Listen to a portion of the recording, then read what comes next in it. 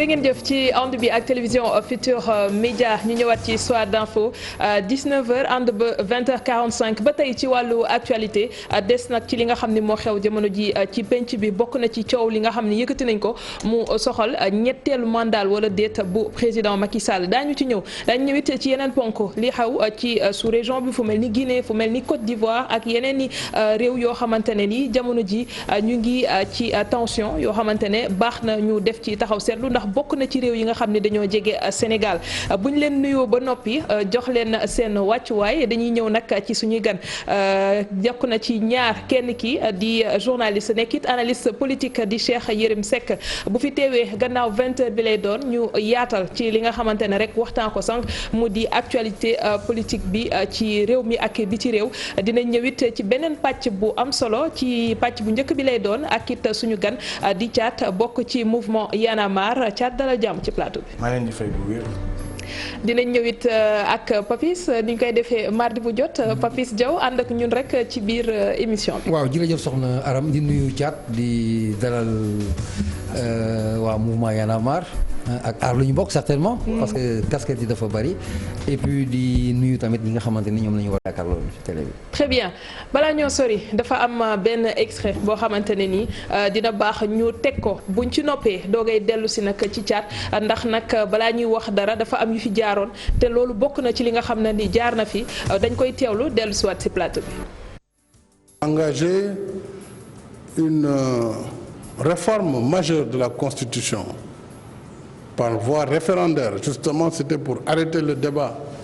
puisque nous avions une majorité totalement qualifiée au Parlement, mais nous avions choisi de consulter directement le peuple sur une réforme très sérieuse, très constructive,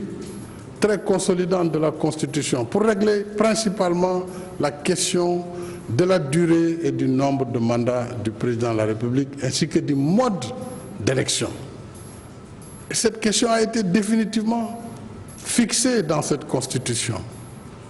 D'ailleurs, en 2016, ce dont il était question, c'était moins le nombre de mandats que la durée. On devait passer du septennat au quinquennat bloqué. Mais le nombre de mandats s'est réglé depuis très longtemps, c'était 2 mandats. Donc le nombre de mandats n'a pas été modifié. Pourquoi engager une discussion sur un débat de 2024, un débat qui n'a pas lieu d'être, puisque juste... jërëjëf à la régie mu di président Macky Sall yëkkati woon ay kaddu ngir leeral ci coowal ñetteelu mandat bi nga xamante ne amoon na ci ay acteurs politiques yu ko yëkkati woon ak it waxaale ci mandat bi nga xam ne wàññi woon te jógee ko ci juróom-ñaar jëm ba juróom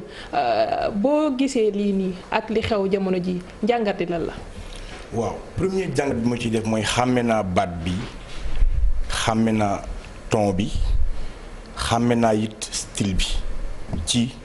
wër àdduna wëpp wax ne sama mandat du yegg 7 ans 5 ans lay def. fi ñu mujj 7 ans la def. xàmme naa it ton bi ak baat bi ci wax ne sama mbokk sama rakk duma ko jox benn nomination fu ñu mujj kees la ko dénk jox ko suñu pétrole. mu pasaree ko ne du ngaañ alalu réew mi justice bi ñëw ne moom amuñ luñ ko preuve buñ ko daanee baat bi it yëkkati ko woon na wax ne 500 000 emplois gestion bu damay wàññi gabegie bi nangam tey la wàll gën a ay tey la réew mi gën a jaxasoo donc baat bi ak ton bi man mënuma convaincre te jarul may du ma ci dóor sama doom. mais li nga xamante ne fan yi gis nañ ko muy coowal ñetteelu mandat te ñu tegee woon ko de côté. ndax boo ko déggee jamono ji du la tiital. mënuma ko teg de côté parce que c'est un débat boo xam ne il faut que ñu waxtaanee ko du ñu setaan Macky Sall mu jàpp Sénégalais yi en otage ñaari aspect la mu am ñaari jàngat laa ci am premier jàngat bi ma ci am muy benn bi mooy ne day sonder population bi xool ndax Sénégalais yi am nañ détermination ndax Sénégalais yi pare nañ pour xeex ko parce que sur la question du mandat bu mu waroon yóbbu 5 ans. defoon na ko yónni ay je sais pas nu mu leen mën a waxee ay liet na am ñoom Moussa Cissé Lo ñu toog naan bu ñu neexee ñu def 7 ans parce que constitution bi ñu ko falee 7 ans la nangam moom derrière mu naan non di ko yéexal ba mu desee ko ñaari at mu indil ñu référendum xëpp ko suñ kaw indi ci fukki poñ ak juróom donc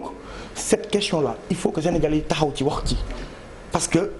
buñ ci waxul tey defuñu prévention day waat këtt na jonn suñu kaw nekkaat fii di dàqe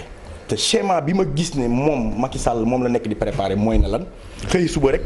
même conseil constitutionnel bi nga xamante les mêmes membres ñoo validé woon la candidature de Abdoulaye Wade en 2011 ñoo fa nekkaat ba tey jébbal leen ko ñu ne waaw validé nañ ko ñu wàcc ci mbedd bi ñu jàpp Thiat jàpp Guy Marius jàpp Fadel jàpp Fou Malade ñaari fan. parce que yéen a koy xeex non pas parce que ñun rek ñooy xeex parce que xam nañ ci xeex boobu noonu ñaari fan ñu dóor ay lacrymogène sénégalais yi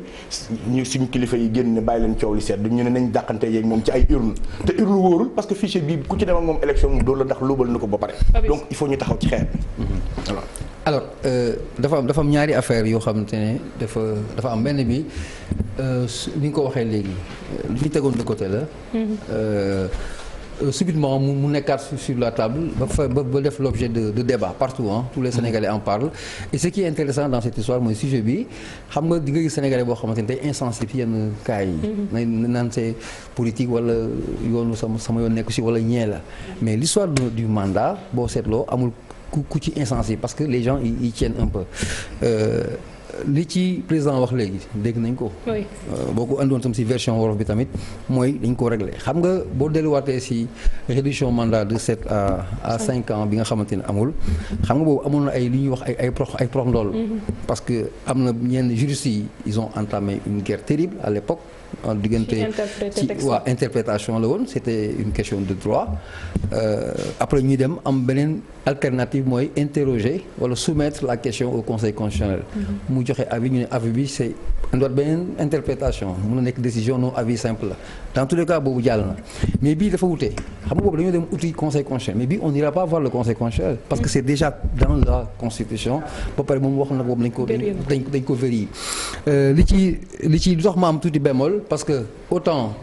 j'ai tiqué man tey j'ai tiqué comme beaucoup de Sénégalais c'est vrai bi ma déggee ñu agité waat question bi mais bi ma xoolee un responsable de l'APR muy Abdou Mbow par exemple ne l'origine du limogeage de Sori c'est pas lié à cette affaire de mandat donc mu andi benn version des faits mu andi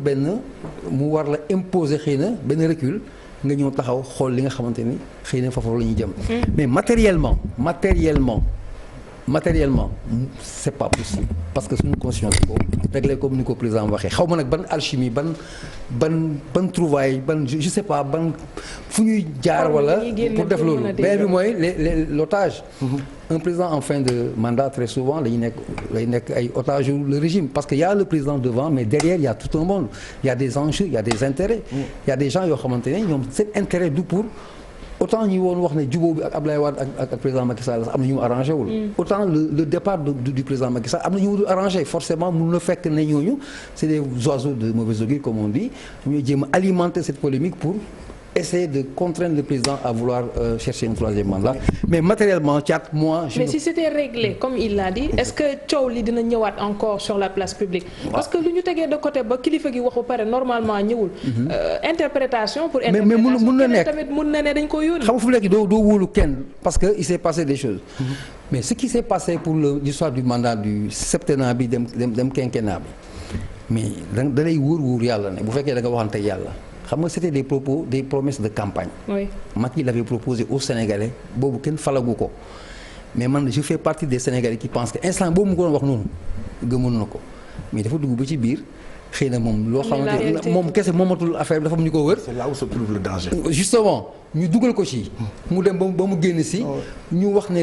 le politiquement correct n'est pas juridiquement possible. moom mooy l'histoire du. Vous avez très bien analysé la situation. mais c'est ça qui est quand même dangereux. c'est que Macky il faut pas qu'on lui cherche d'excuses. Sénégalais buñ ko utal benn excuse parce que amu ko Ismaïla Madior Fall bokk na ci ay conseillers c'est un juriste la. dégg nga li mu wax daf ne en principe moo la tubaab buy tekki maanaam mun na ne. wax ji leerul c'est-à-dire que cette question elle n'a jamais été réglée. cette question elle n'a jamais été réglée parce que ci kaddu kan la jógee koo xam ne dafay waxeet waxeet mënuma gëm kaddu koy wax di waxeet. il faut que les Sénégalais se mobilisent et d'ores et déjà parce que li ñu daloon ci Abdoulaye Wade te mayuñ ko Abdoulaye Wade xëy suba génn ñu troisième mandat ñu nekk ci di dàqante Sénégalais yi di ci ñàkk seen ay bakkan bëgguñu yegg foofu ak Macky Sall on veut régler cette question et tout de suite. y a un début de mandat ñu bëgg a commencer di wax ci loo xam ne 2024 la des na de mandat bi jeexagul mais y a des signes mais y a des signes parce que bu fekkee koo xam ne dafa def 21 jours de campagne ne su ma ñëwee damay changer poste premier ministre il vient à la même première semaine mu changer ko def ko kooku da ngay am toujours ay réticence ci ay décisions yu muy jël ci ak li muy wax bu fekkee ne nit boo xamante ne nii moom politicienne bu pire bu wér la nekk di appliquer depuis bi mu faloo ba tey xoolal ñaata yooyu la joué ak population bi lépp lu mu defoon mu teg ko ci dans le compte de période promesse campagne ça veut dire que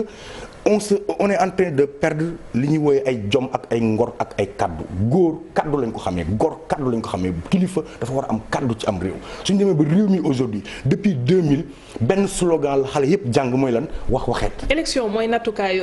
démocratie buy dox si suñu réew yi loolu la ñu gis ci période boobu rek la ñuy mën a gis peuple bi génn joxe kartam pour ñu xam tey kan moo fi nekk wala déet àgguñ ci élection. non je suis désolé du élection la ñuy xamee démocratie ci réew. nattukaay si suñu réew. non je suis désolé. parce que Cap-Vert ñi ngi def ay élection doo sax yëg ne élection amoon na fa parce que ñi ngi changé naturellement élection nit ñi dañu war a xëy dem dugal seen enveloppe voté dem doxi seen soxla. kenn du posé wu question wu ay kii dafay faluwaat ak kii magu yi day am ak nangam sangam le baromètre d'une démocratie dans un pays c'est quand les citoyens am envie génn manifester wu président bi fa nekk ne leen du ngeen xeex. c'est que yow da nga woote ñu mobilisation déjà. oui bàyyi woo ma àggale. voilà jëmuñu ci benn jongante wala dara loo xam ne mi ngi suñu kanam. nga xam ne population mën nañ ne lii nii kat c'est urgent dans l'immédiat lii buñ ci taxawul dina am fu mu ñu dugal. comment faire aujourd'hui pour engager cette population là ci la ñu jëm nga xam ne durée bi bëri na mais gëmloo ne war nañu teel a sababu. moo tax loolu li ma métti mooy toujours ñun Sénégal ci ndeysaan la ñuy dëkk ak on a failli Coupe d'Afrique on a failli football sax ñu ne on a failli leneen ñu ne ndeysaan aujourd'hui on pleure Kéba Mbaye ak Me Babacar Sèye les deux seuls juges constitutionnels yi nga xamante ne ba tey Sénégal ñoom la ñuy wéy après tant d'années d'indépendance. Le conseil constitutionnel le saisir. Pourquoi conseil constitutionnel à chaque fois qu'on le consulte sur certaines questions mu ne je ne suis pas habilité pour wax ci mais pour man li Obama waxoon dafa juum l'Afrique n'a pas besoin d'institutions fortes l'Afrique a besoin d'hommes forts parce que si une institution elle est forte incarnée par un homme faible c'est au détriment du peuple. C'est les hommes forts. Mais si l'institution est forte, elle renforce la personne. Mais non, mais foofu laay bëgg a waxee donc une décision du conseil constitutionnel mënuñu ko contester donc s'il y a des hommes forts qui prennent des décisions qui vont à l'encontre de ce que les populations veulent su boobaa décisions yi dinañ ko mën di jël aujourd'hui on questionne suñu système juridique bi yëpp la ñuy questionner mais de fond en comble il faut que nit ñi génn nag taxaw wax ak Macky Sall parce que trop c'est trop cette question là li war a xew ay Guinée ak ay ailleurs mais le Sénégal quand même li waa Burkina mayul Blaise Compaoré waa Sénégal 2011 mayuñ ko Abdoulaye Wade xalaatuñ ko may Macky Sall. mais Thiat xam nga maa ngi koy soulever sànq ce qui s'est passé pendant les 48 heures ak version yi. dafay tax nga am benn recul. parce que aujourd'hui quand on te demande par exemple je prends un exemple banal quoi parce que bon il faut que ça soit relax. ñu ne mais Thiat pourquoi tu demandes la mobilisation par rapport à quoi ki ko wax. il n'a été établi nulle part que pour l'instant président wax na. damay def troisième mandat léegi lu ñu mën a nekk mooy alerte. rappeler les principes rappeler li mu ndëgër cëslaayu constitution nu mu dëgëree ak ni ñu ko gëmee foofu lañ mën a téye pour l'instant wax na ko par des actes xam nga dafa am loo xam ne da nga koy wax am loo xam ne da nga koy jëf il a posé des actes Sori Kaba anamu il a posé des actes il faut pas qu'on oublie que à l'époque en 2013-14 c'était Moustapha Cissé Lo moo doon génn di wax naan bu ñu neexee ñu laaj 7 ans ndax ci constitution bi ñu waat 7 ans la woon. et en même temps président di dem ay sommet ci àdduna bi fépp naan noo man 5 ans lay def dama wàññi sama mandat ça veut dire que dafa nekk di sonder les Sénégalais ndax pare nañ pour teg ci seen bakkan. il faut que ñu comprendre il faut que les gens aient cette lecture politique génnewul nulle part ñoom ñoo koy créer ce débat là c'est eux qui le créent. mais si version li Papis wax tamit dafa jël en compte. parce que après am na ñeneen ñu génn. ñoo xamante ne leeral nañu ne décret bi nga xamante jël nañ ko. pour limoger Sori Kaba. Ce décret date d'une semaine ça n'a rien à voir ak sortie bi nga xam ne def na ko c'est pas l'histoire ci qui le dit parce que Sori Kaba li mu est-ce qu'on a la version de Sori Kaba est-ce qu'on a sa version non c'est un fonctionnaire oui mais il y a l'obligation peut-être de réserver non mais c'est que aussi ça aussi c'est un problème dans nos pays c'est un fonctionnaire non le fonctionnaire il est payé par l'argent du contribuable il doit des explications au peuple. Macky Sall embauché wu ko. c'est le peuple qui l'embauche peuple bi moo koy fay. dafa war a ñëw taxaw ci peuple bi rendre leen compte ça aussi c'est un problème boo xamante ne au Sénégal qui est récurrent qui nous bloque ba du ñu xam dëgg bi as fan la jógee man dama gëm ne acte bi Macky Sall posé dafa clair et net ñaari jàngat yi laa ci am benn bi sonde la pour xool ndax askan bi dinañ jóg wala du ñu jóg beneen bi mooy mu ngi seet nan la koy manipuler pour teel a indi ce débat là mu teel a dugg ci suñu subconscient ñu teel ko intégrer mu teel a nekk loo xam ne pare nañ ci jàll nañ ci leneen parce que le Sénégalais amul mémoire am dafa gaaw a dem ci autre chose. ça veut dire que aujourd'hui il fait du yo-yo mais cette question là war woon sax nekkat sur la table parce que mënut nekk point loolu la. très bien les mouvements citoyens ñoom la ñuy gën a xaar ñuy jouer ce rôle de veille et d'alerte. Y'en a marre daf ci amoon taxawaay bu am solo.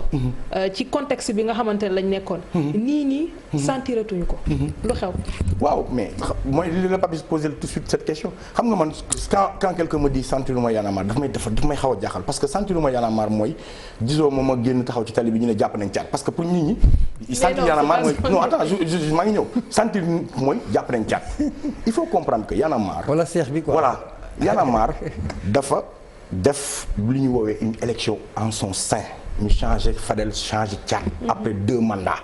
on a montré l'exemple ñu dañoo woon exemple politiciens yi ak société civile bi ak képp koo xamante ne yaa ngi def lu mu munti doon nga di ko jiite waroo fa toog ba di waabale ko mu jeex 8 ans lañ def man ak Fadel ma nekk porte-parole Fadel nekk coordinateur ñu def élection changé indi Aliou Sané indi ñoom Khafor indi ñoom Omar indi ñeneen ñu bees renouveler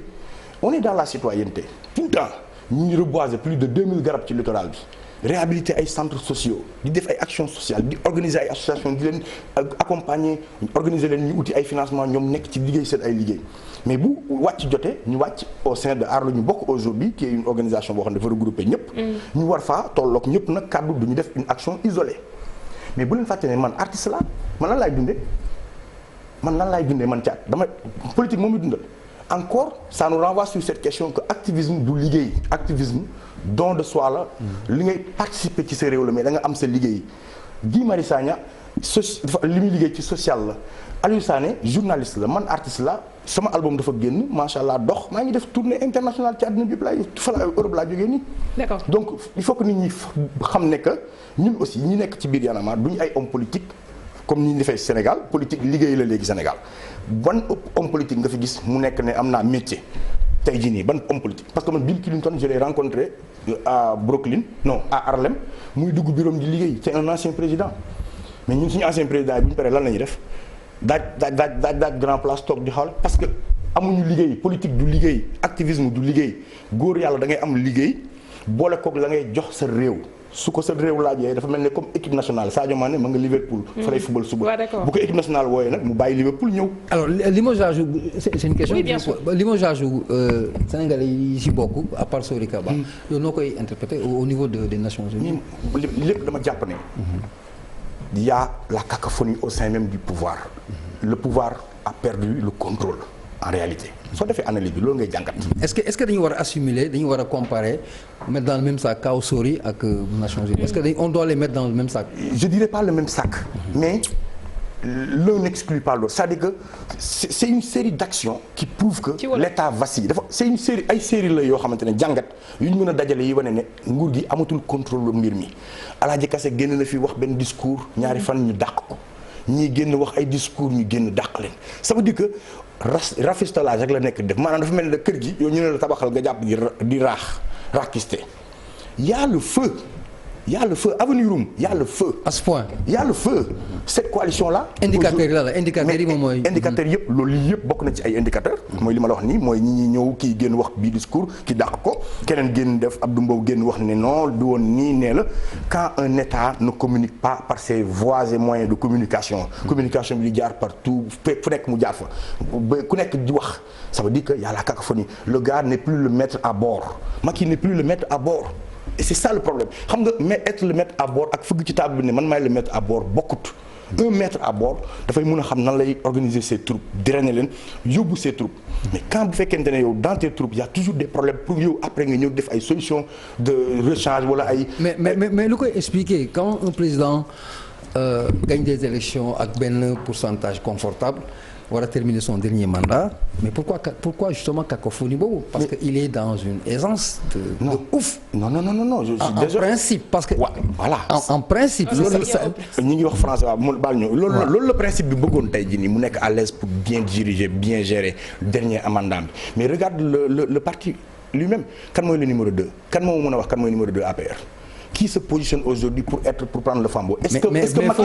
am nañu argumentaire foofu. Attention, il y a un argumentaire. Oui. mën nañu la bañ a wax après ñu ne nous sommes dans le cadre d'une coalition. mais il faut qu'on arrête xam nga dama bëgg wax loolu laa wax ne il faut qu'on arrête. mais également c'est solide parce que c'est une coalition qui existe qui a porté le président au pouvoir également. xam nga lu tax solidul. xam nga lu tax argument boobu noonu solidul. APR amul numéro 2. APR en quelque sorte du sax parti association la pourquoi du parti parce que un parti day def congrès non attends il faut que ñu xam aussi ce que les textes nous disent un parti politique da ngay def congrès am comité directeur. mën na def procès APR di nga def procès yeneen parti. non je vous en prie xool li ma bëgg a wax Papis mooy ne. oui je comprends bu ñu fooyee indicateurs yi wane na fii na ni y a un malaise dans ce pays moo que ne réew mi amul xaalis ñu ngi koy jooy fu ne ñu ngi daw fu ne di tappalaatoo di ko uti di ko wëri réew mi amatul organisation ay porte parole yoo xam ne ñi buñ xëyee suba wax lii keneen génn wax leneen ñu dàq kii falli kii folli kële. su ne réew mi amul xaalis te ministre yi nga xamante ne ñoo war a dalal xelu nit yi génn wax leneen la ñu war a jàpp. mieux je te renforce par rapport ak lii déficit yi en fait les normes économiques. amul dara et même les institutions de Bretton Woods. déficit pourcentage bi. le Sénégal est en adéquation avec les normes mieux nouvelle patron nu FMI bi. mu ngi projeté ñëw Sénégal pour delloo leen jukkal pour. mais grâce tout ça là je pense que c'est du bluff. les prix on les achète. Macky il a été décoré en Afrique du Sud pour ni mu gérer pétrole Sénégal bi Macky ni mu gérer pétrole Sénégal bi baax na bañ koy décorer avec des organisations yoo xam ne mosoo leen dégg fenn ñu def ces prix là c'est du bidon man boo ma quand on dans un pays pauvre on me parle de PIB ay croissance bu dugg 6% 0,5%. des indicateurs la non du indicateur bi xam nga mooy lan ma lamb sama poche daj faj samay soxla c'est ça l'indicateur indicateur bi mooy ma feebar dem hôpital faju indicateur bi mooy ma jàng am sama diplôme ñu jox ma liggéey loolu mooy indicateur bi loolu askanu Sénégal di wax askanu Sénégal nekkuñ fi ñu leen wax ay PIB ay croissance ak ay facteur nangam ak nangam ministre yi génn di wax n'importe quoi ay autosuffisance alimentaire béy nañ 1,3 million tonnes ak yow nga suba bu jot nga gis gars yi dugal ceeb ci réew mi c'est qu'il faut qu'on arrête de dire au peuple di wax caaxaan quoi nañ bàyyi caaxaan te ñu liggéey quoi Macky il a la chance de sortir par la grande porte il lui reste 4 ans na liggéey génn dem defi leneen su buggee 2029 mu ñëwaat nekkaat candidat loolu constitution may na ko mais bii nii di ñëw duñ ko may tey duñ ko may ëllëg te lu mu ci bañul ñun bañul ko ci naka ngeen ko nar a fas lu mu laaj ñu def ko lu mu laaj ñu def ko waaw mais parce que tey jii nii mënu ma la wax action day poser action ñu poser action on attend quand même qu'il pose des actes mais c'est sûr lui il n'a pas encore posé il a posé des actes il a fait poser peut-être justement il a placé ses pions dam ya lay jouer ak ñun c'est un jeu d'échec les hommes politiques c'est un jeu d'échec avec les populations pousse na ay pions ñun tamit dañuy pousse ay pions li ñuy def nii pousse pion la ni mu poussé pion su demee plus ñu dem plus bu bëggee dugg daam nag ñu ne ko sawaay fii doo fi duggee daam loolu moom mu leer. alors les politiques dans cette histoire yéen ay organisations citoyennes et tout maintenant les partis politiques dans cette histoire dans ce débat yow fan nga leen di xaar ak ban discours la ñu war a am ak ban comportement. déjà j'appelle à la sérénité c'est important parce que réew mi aussi bëgguñu dara lu koy jaxasale wala di ko lëbëjee il faut que les gens soient sereins ñu étudier cette question mais sereinement bu ma sañoon sax la casquette politique dañ koy jël teg ko fële parce que cette question là c'est le citoyen qui le règle c'est le citoyen qui le règle c'est pas l'homme politique parce que en réalité soo xoolee les hommes politiques képp ku ci ñëw ce que Macky Sall fait da lay arranger dans une manière parce que Macky bi muy falu daf ne woon su ma ñëwee li may njëkk a supprimer bokk na ci la loi Ousmane Ngom qui interdisait systématiquement les marches ba pare ne place de l'indépendance kenn du fa dugg bi mu ñëwee moom daf ko renforcer parce que ça l'arrange au moment bi mu nekk nii xam nga ñoom bu ñu nekkee opposition ce qui les arrange ak bu ñu ñëwee au pouvoir ce qui les arrange ça veut dire on entendra moins certains types de politiques ñu prononcer sur cette question parce que ñoom ñëpp ku ci ñëw tu voudras faire le même jeu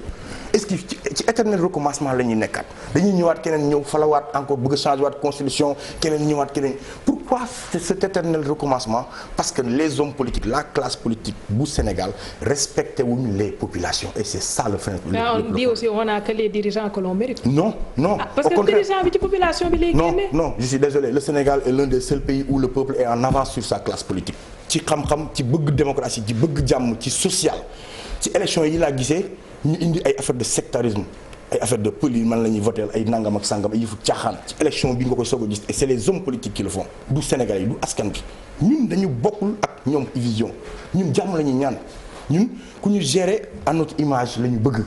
ci jom ci bëgg. Sénégalais ñoo tànnaat de teg fii ki fi nekk. non tànnuñ ko on sait tout ce qui s'est passé ci fichier bi après du ma fi nekk du ma nekk mauvais perdant mais. bon voilà yëpp ku ne non Sénégal yëpp xam nañ ñu élection yi demee ay boy am 9 ans ñu juddoogul sax wote nañ ak ñañ suuloon daaw jee. donc loolu kenn ki tegu ko mu nekk ay faits avérés. dañ ko yëkkati teg justement moo tax bugguma ci sori mais. ku ne xam na ko kenn du gis ndar ne Casamance la mais li leer ba leer mooy fichier bi tant que ñu ngi ciy dem élection Macky gagnera à vie fichier bi nii parce que baaxul xam nañ ko y a des maguy ci biir moo tax du ñu bàyyi pour dem ak moom urne Abdoulaye Wade dañ ko jël de court parce que bi conseil constitutionnel validé dañu ànd ak moom élection sanctionné ko biir ci biir urne yi mais Macky on ne pourra pas le sanctionner dans les urnes parce que fichier bi baaxul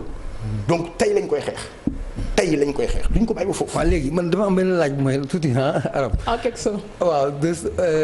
yéen mouvement citoyen yi par exemple. xam nga aujourd'hui le constat mondial je parle même pas du Sénégal.